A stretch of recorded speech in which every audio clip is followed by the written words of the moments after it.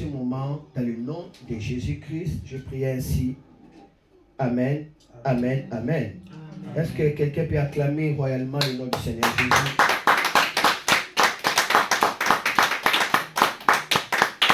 Quelqu'un peut-il acclamer le Seigneur très fort? Acclame encore très fort. Amen.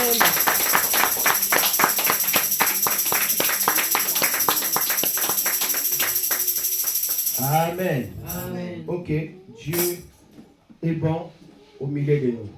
Amen. Amen. Qu'est-ce que je vais parler aujourd'hui? Je vais parler sur tirer le meilleur de la vie chrétienne. Tirer, presser le meilleur de la vie chrétienne. La vie chrétienne a de meilleures choses.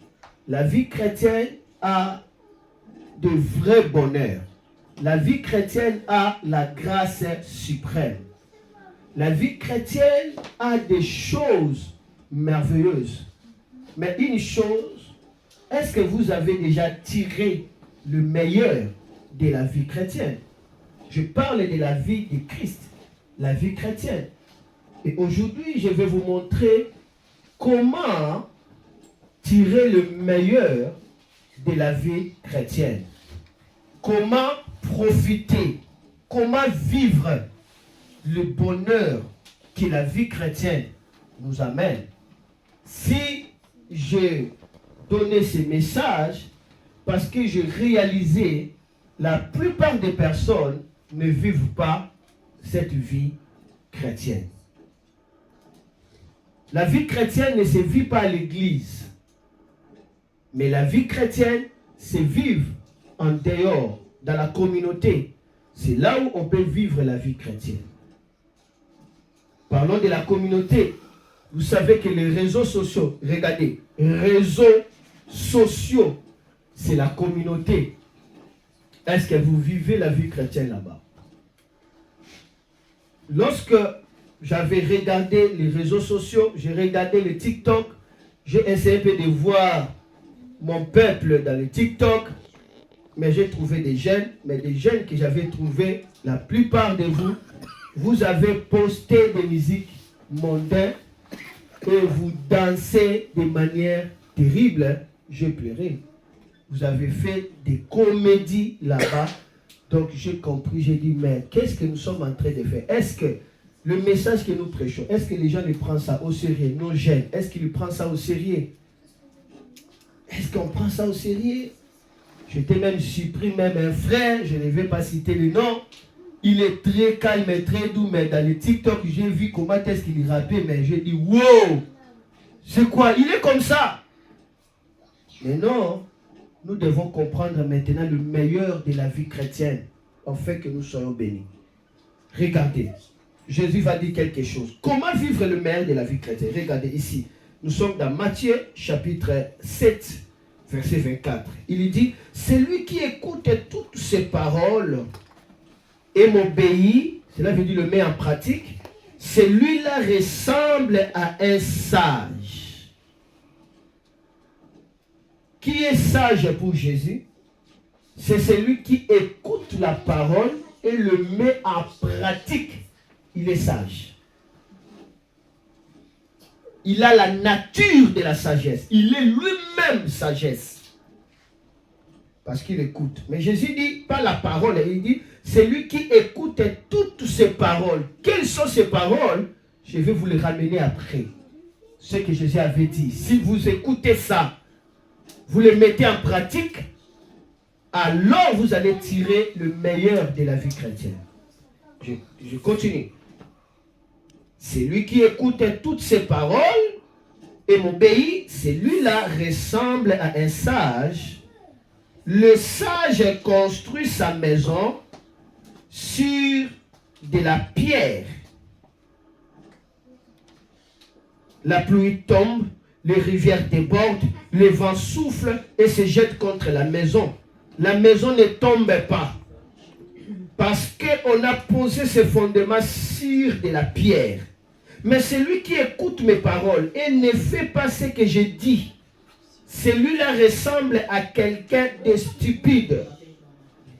Celui qui est stupide construit sa maison sur les sables. La pluie tombe, les rivières débordent, le vent souffle et frappe la maison. La maison tombe et elle est complètement détruite. Donc par là, je comprends que la parole que nous sommes en train d'écouter, ça nous donne la possibilité de construire la maison. Et c'est quoi construire la maison? Construire la maison veut dire tout simplement bâtir la vie. Donc, nous construisons la maison parce que nous sommes en train d'écouter la vie, le système de la vie. Comment est-ce que vous bâtissez votre destinée? Est-ce que vous les bâtissez sur les rochers ou sur la sable? Pour Jésus, si tu écoutes la parole, tu mets cela en pratique, tu es en train de construire ta maison sur les rochers. Le vent peut souffler, la tempête peut balloter. La Bible dit cette maison-là ne tombe pas. Mais celui qui écoute simplement la parole ne met pas cela en pratique. Jésus dit, il est comme stupide. Pourquoi? Parce qu'il construit sur la sable. Donc tu peux construire ta vie tout en bafouant la pratique de la vie chrétienne. Cela veut dire quoi? Celui qui pratique, il construit. Celui qui ne pratique pas aussi, il fait quoi? Il construit. Ma soeur, mon frère, la vie chrétienne, c'est une vie de gloire. La vie chrétienne, c'est une vie de puissance. La vie chrétienne, c'est une vie de règne. Il y a de meilleur dans la vie chrétienne. Mais comment bâtir cette vie? Comment tirer le meilleur de la vie chrétienne? La réponse, c'est la pratique aux paroles de Dieu. Mais quelles sont les paroles que Jésus-Christ a dit? Il dit, c'est lui qui écoute toutes ces paroles. Quelles sont ces paroles? C'est ici qu'on appelle le discours de Jésus-Christ sur la montagne. Nous le trouvons dans Matthieu chapitre 5, Matthieu chapitre 6 et puis Matthieu chapitre 7. Tous ces discours-là que Jésus-Christ avait fait sur la montagne, c'est cela, ces paroles. Lorsque vous bâtissez votre vie, vous appliquez cette parole-là, vous allez jouir du meilleur de la vie chrétienne. Parce que ce qu'il avait dit, on l'appelle ça béatitude, qui veut dire le bonheur parfait. Oh, le Seigneur nous a donné le bonheur parfait. Et le bonheur parfait, nous le trouvons dans ce qu'il avait dit. Mes jeunes, avant d'abord de toucher le bonheur chrétien, mes jeunes frères, mes jeunes sœurs, vous devez vivre Jésus-Christ dans vos maisons, dans l'école, dans l'université, partout où vous êtes.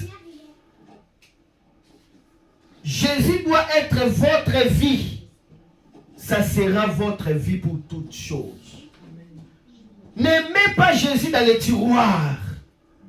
Ne mets pas Jésus dans les garde-robes où tu peux choisir le type d'habits que tu peux porter.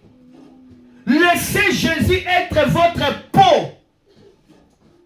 La peau ici, on l'appelle ça le tissu, vrai ou faux? C'est le tissu qui nous couvre la chair. Jésus doit être votre peau, votre tissu, à qui on ne peut pas détacher. Si on le détache, vous êtes mort, vous saignez. Que Jésus ne soit pas votre garde-robe où vous pouvez chercher. Jésus ne soit pas parmi. Non, il doit être la vie pour vous. Comment vous êtes le peuple de Dieu?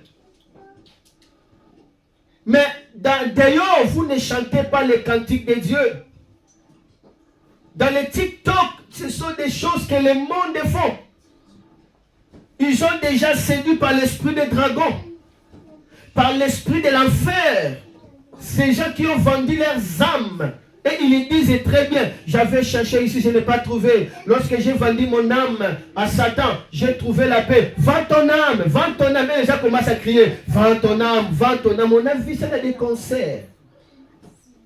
D'autres même dernièrement, si je ne veux même pas citer son nom, c'est un grand artiste français congolais. Il est numéro 1 aujourd'hui. N'est-ce pas, il avait fait le contrat de vendre son âme et il a même composé un cantique sur ça.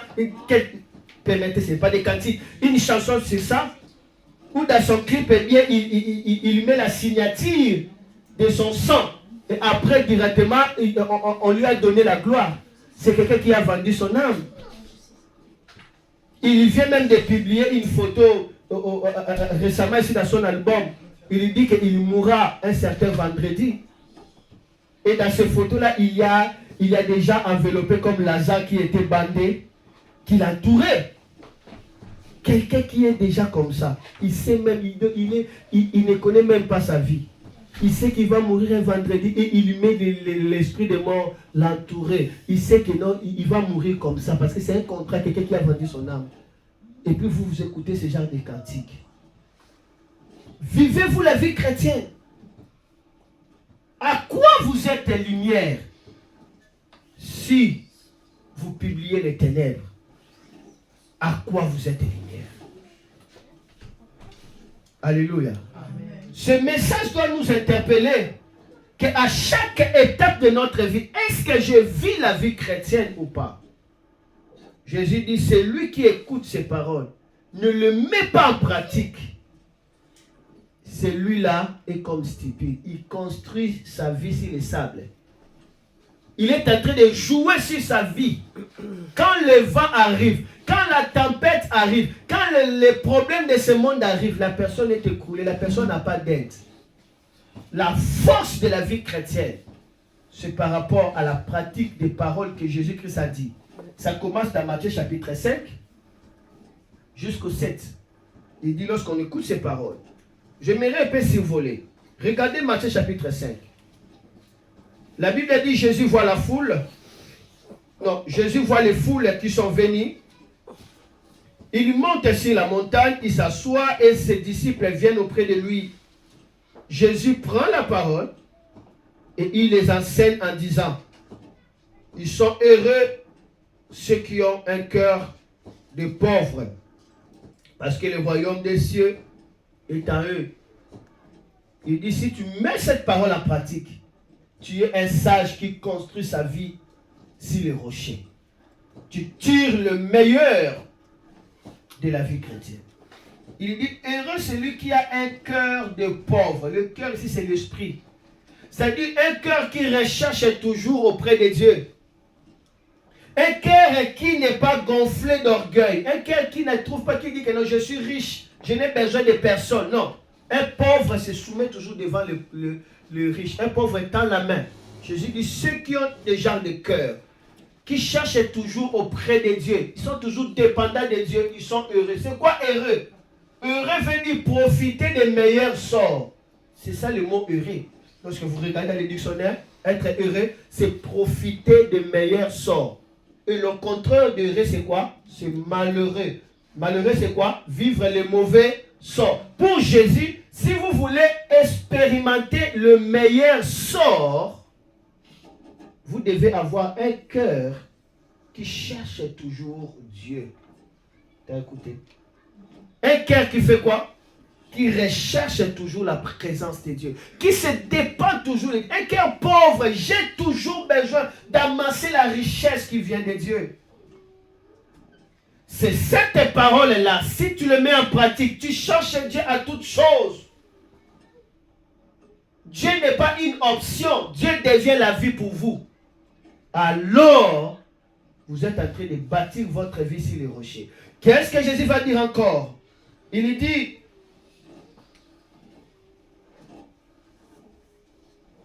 ils sont heureux ceux qui pleurent, parce que Dieu les consolera.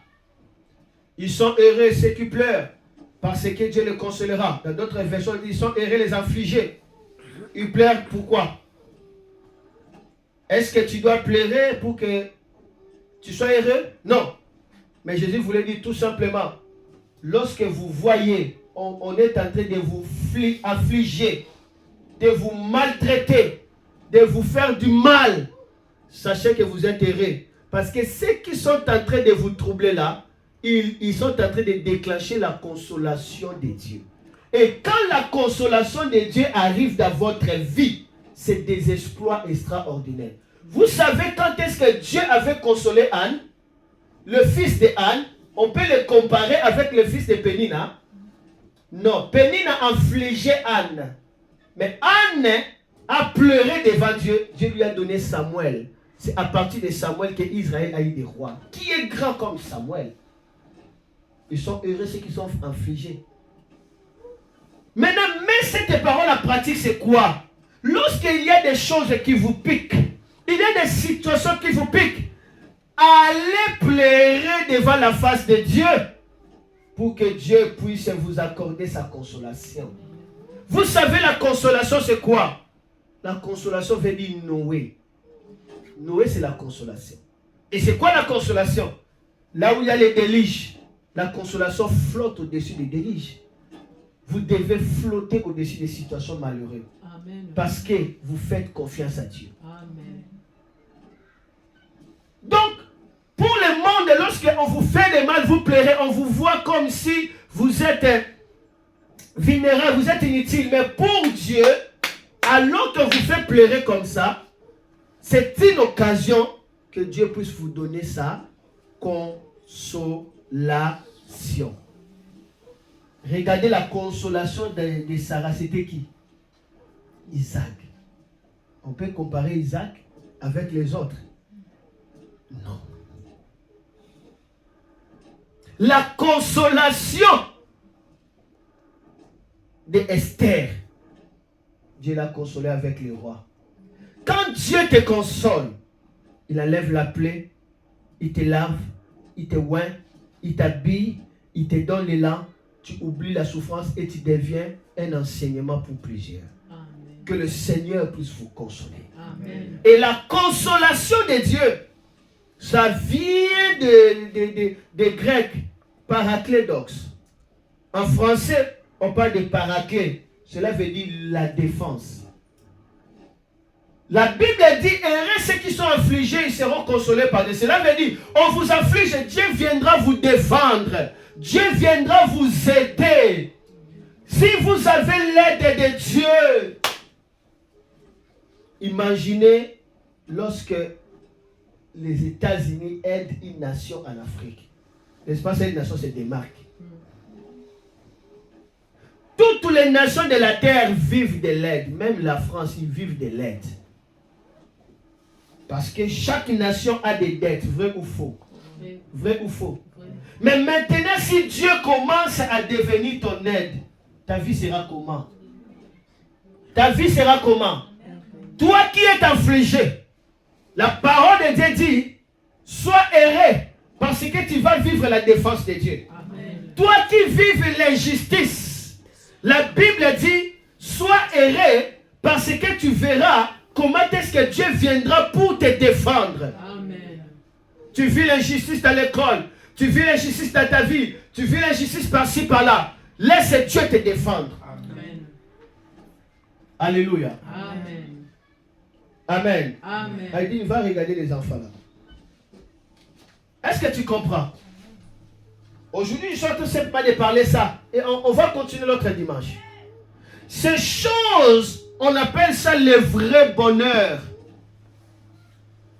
Donc par là, tu vas remarquer, Jésus a fait tout pour que ta vie jouisse le vrai bonheur. Et il dit, c'est lui qui mettra en pratique toutes ces paroles.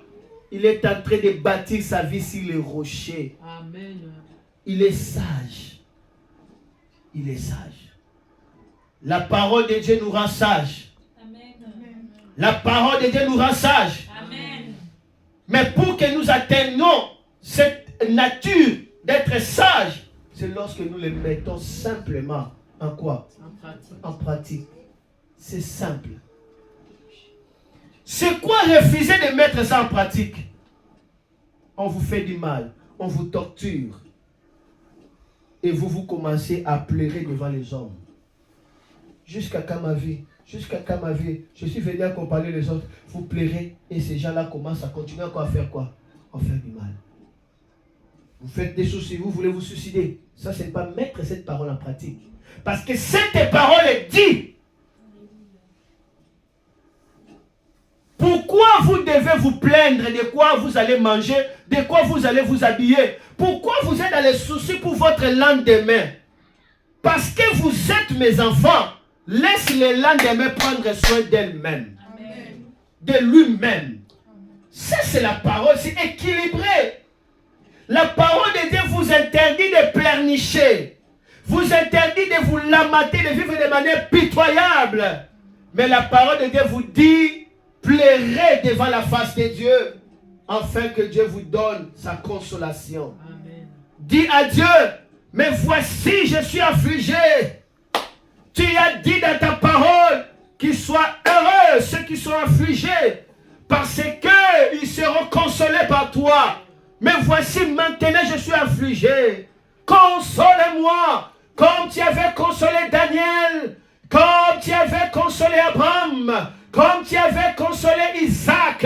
Console-moi comme tu avais consolé Mardoché. Console-moi comme tu avais consolé Anne. Là, tu as mis cette parole en pratique. Directement, ta vie commence à être bâtie sur les rochers. Alléluia. Et tu vis le meilleur de Dieu.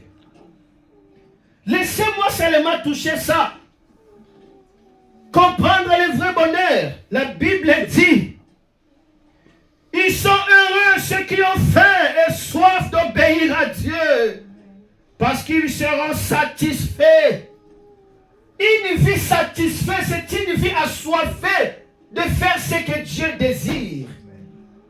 Si vous cherchez à accomplir les désirs de Dieu, vous serez satisfait. Tout ce que le monde cherche aujourd'hui, c'est être satisfait. Mais la plupart des personnes ne sont pas satisfaits. Ils ont l'argent, mais ils ne sont pas satisfaits. Ils ont le mariage, ils ne sont pas satisfaits. Ils ont les enfants, ils ne sont pas satisfaits. Ils ont le boulot, ils ne sont pas satisfaits. Ils ont le travail, ils ne sont pas satisfaits. Ils continuent encore et encore. Mais ce qui vous mettra dans une vie de satisfaction,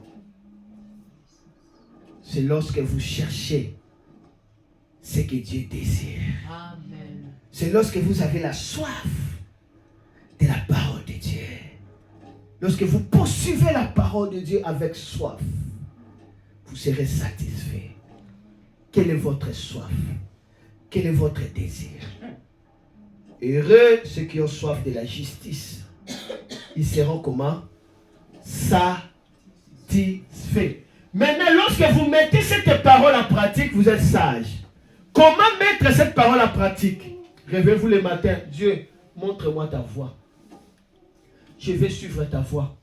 Dis-moi quelque chose pour faire. Révèle-moi qui est dans les besoins dans ce moment. Qu'est-ce que je dois faire? Rencontre-moi à quelqu'un à qui je peux lui aider. Je peux lui donner le sourire. C'est comme ça qu'il faut prier. Dieu va vous guider. Aujourd'hui, visitez seulement les orphelins. Aujourd'hui, pensez seulement aux pauvres. Aujourd'hui, préparez de la nourriture. Allez donner à ces gens-là, qu'ils soient païens ou pas. Traitez-les comme des créatures de Dieu. Vous cherchez la justice de Dieu. Lorsque ces gens-là sont joyeux, parce que vous l'avez aidé, alors vous serez satisfait. Lorsque quelqu'un qui cherchait sa vie, toi tu l'as aidé à accomplir sa vie, oh, tu es satisfait. Amen. Amen. Amen. Le bonheur pour Dieu et pour la terre, ça réside à combien de personnes que tu leur donnes la joie. Amen. Et non aux gens qui te donnent la joie. Toi tu donnes la joie à combien de personnes? Voilà le vrai bonheur. Amen. Voilà le vrai bonheur. Amen. Si tel est comme ça, parce que je l'avais aidé à être comme ça. Ça, c'est la beauté de la vie. La beauté de la nature. Aider quelqu'un à trouver la voie. Que Dieu vous accorde cette grâce. Amen. Et ils sont heureux ceux qui ont soif de la justice de Dieu. Merci, merci, merci. Que Dieu vous bénisse. Oh, laissez-moi seulement finir seulement le verset 5, chapitre 5. C'est tout. On va continuer l'autre dimanche. Parce que Jésus dit, si vous mettez en pratique toutes ces choses, vous êtes bâtis sur les rochers. La tempête peut souffler, vous ne tomberez pas. Vous êtes bâtis dans la sagesse de Dieu. Et ce que vous allez faire va aller de génération en génération. Vous ne serez pas effacés sur la terre. La vie chrétienne, c'est la vie de meilleur. Mais comment tirer le meilleur de la vie chrétienne? C'est lorsque nous mettons simplement ces paroles en pratique. Jésus était sur la montagne, le peuple était en bas, il a parlé et sa parole était amplifiée dans l'air et tout le monde écoutait la parole. Heureux ceux qui ont soif de la justice, ils seront rassasiés, ils seront satisfaits. Tout le monde écoutait et quand il a fini, la Bible dit personne n'a parlé comme lui. Et quand il est descendu, les malades commencent à venir, même le lépreux commence à venir. Tout le monde avait confiance que non, cet homme peut me guérir. La foi était remplie dans le cœur des gens. Or, les lépreux ne pouvaient pas entrer dans la vie, mais parce qu'ils ont écouté tellement les discours de Jésus, tout le monde avait la foi. Lorsque vous écoutez ça, lisez Matthieu 5, Matthieu 6, Matthieu 7. Laisse-moi continuer, je sens l'onction de Dieu. Écoutez. Il dit encore, et ils sont heureux. Ils sont heureux, ceux qui sont bons pour les autres, parce que Dieu sera bon pour eux. Amen. Oh, la mathématique. Voulez-vous que Dieu soit bon pour vous? Égal, soyez bon pour les autres. C'est tout. Donc, je dois mieux traiter les autres pour que Dieu puisse mieux me traiter. Mais lorsque Dieu est bon pour moi, ça dépasse ce que moi j'avais fait pour les autres. Amen. Oh, entre la main de toi et la main de Dieu, quelle est la main que tu veux? Entre ta main et la main de Dieu. Si tu veux la main de Dieu, donne ta main. C'est simple. Sois bon avec les autres pour que Dieu maintenant soit bon avec toi. Amen. On ne dit pas que sois bon avec les autres pour que tout le monde puisse t'aimer. Est-ce que la Bible a dit ça? Non. Cela veut dire quand tu fais le bien, n'attends pas leur merci. Tu n'as pas besoin. Je te fais le bien pour attendre Dieu. Alléluia. Pas pour toi. J'ai Amen. l'intérêt pour Dieu, pas pour toi. Alléluia. C'est simple. Amen. Je n'ai pas besoin de ton merci. Et j'ai besoin de la main de Dieu. Amen. Je dois être bon pour toi. Non pour que tu sois bon pour moi. Si tu es bon pour moi, merci pour ta gratitude. Mais si tu n'es pas aussi bon pour moi, merci. Mais dis-moi, j'ai gagné parce que j'ai Dieu. Amen. Dieu sera bon pour moi. Amen. Tu sais, lorsque Dieu est bon pour toi, la bonté de Dieu. Et Dieu était bon pour David. Dieu était bon pour David. Wow. Le royaume de David n'a jamais été ébranlé jusqu'à aujourd'hui. Dieu était bon pour Abraham. Il dit, cacherai ceci à Abraham, mon ami. Laisse Dieu être bon pour toi. Amen. Laisse Dieu être précieux pour toi. Alléluia. Si Dieu est bon pour toi, il te révélera des choses. Amen. Il te révélera des choses. Amen. Hier, je me suis réveillé, j'ai fait un mauvais songe. Que ma mère était morte et quelqu'un, on a envoyé quelqu'un pour qu'il puisse dire les derniers mots. Et ma mère n'a pas dit son dernier mot, elle était morte. Maintenant, on m'a appris que ma mère était morte. Directement, je commence à m'accroupir sur des pierres en pleurant. J'avais tellement de douleurs. Et puis je me suis réveillé, je pleurais. Mes larmes coulaient vraiment comme ça. Je pensais que c'était vrai. J'ai ouvert d'abord ma connexion. J'ai appelé ma petite sœur, notre cadette. J'ai dit, grâce.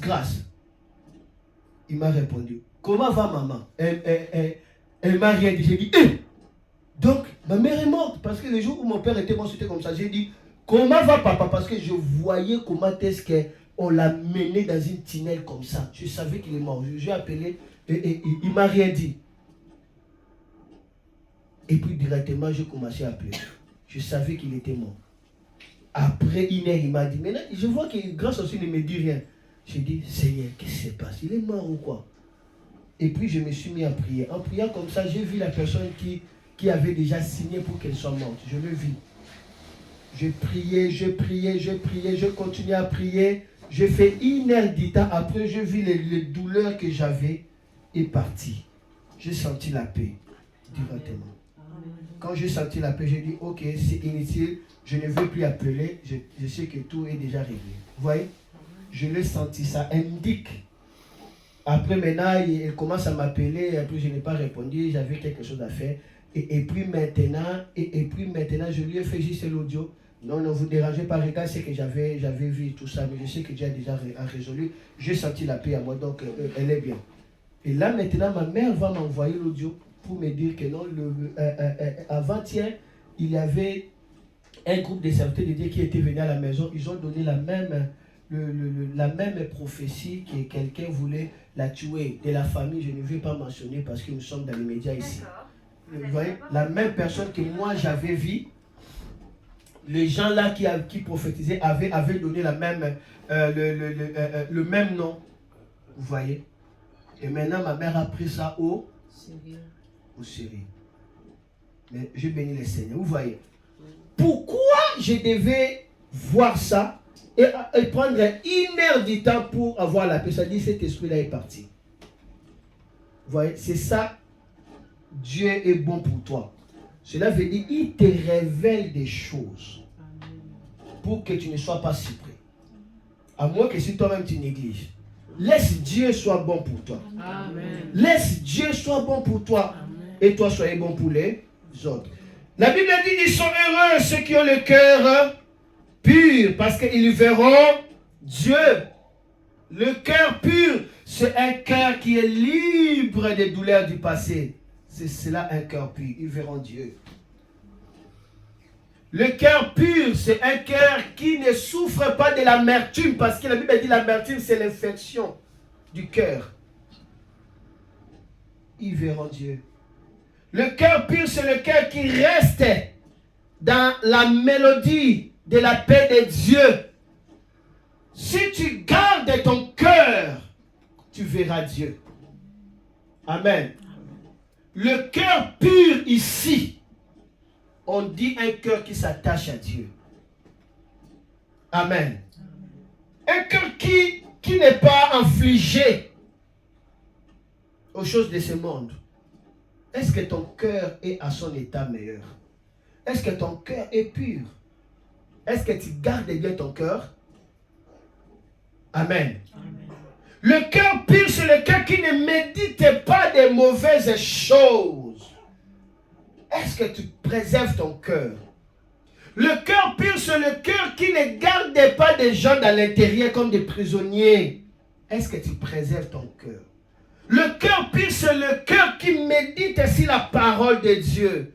Est-ce que tu nettoies ton cœur par la parole de Dieu? Le cœur pur, c'est le cœur qui chante. Est-ce que ton cœur peut chanter? Je ne dis pas ta bouche, ton cœur. Cela veut dire tu es là calmement, mais il y a une mélodie qui chante à toi. Ma voix chante à l'Éternel et n'oublie. Tu sens des cantiques dans ton cœur rouler. Est-ce que ton cœur chante comme ça? Mais comment est-ce que tu vas purifier ton cœur? Toi, tu écoutes que des musiciens profanes. Mais leurs chansons commenceront à chanter à toi. Tu seras là, tu entends la musique.